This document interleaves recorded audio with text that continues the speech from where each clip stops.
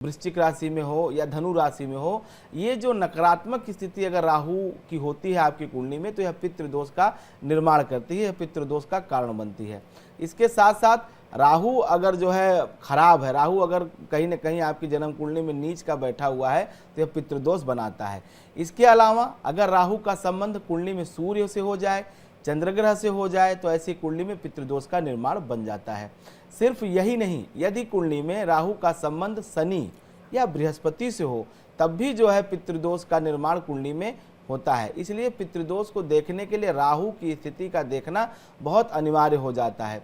वहीं पर अगर बात की जाए, राहु के अलावा जो केतु ग्रह होता है, केतु का भी इसमें बहुत बड़ा रोल कहा जाता है।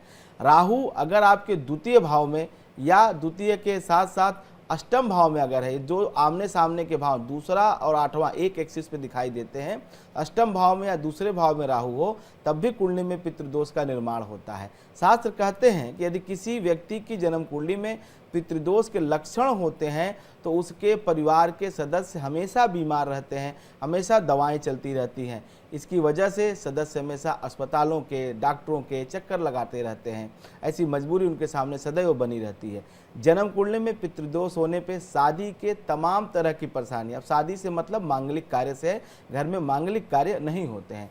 विवाह होने के बाद भी कहीं न कहीं दाम्पत्य जीवन ठीक नहीं रहता है, पति पत्नी के विवाद अक्सर बने रहते हैं।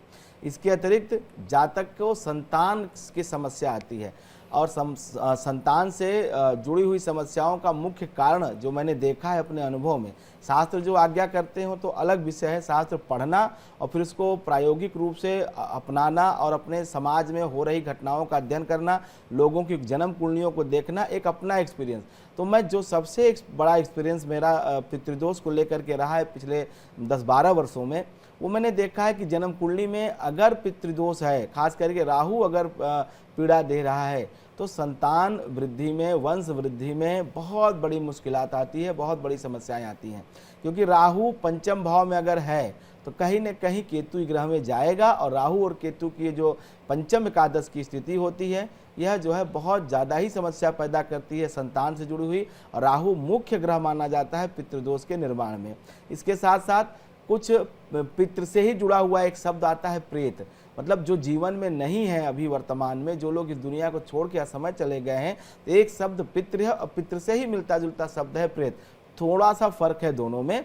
तो ज्योतिष में एक तो पितृदोष कहा गया है, इसी से जुड़ा हुआ एक चर्चा किया है पराशर जी ने, प्रेत शापात सुक्ष योग, मतलब जो लोग ठीक योनियों में नहीं है, कहीं न कहीं मोक्ष को प्राप्त हमारे पूर्वज नहीं कर सके, उनकी वजह से जो दोष उत्पन्न होता है वो पितृदोष भी हो सकता है, प्रेत शापात सुक्ष योग भी हो सकता है।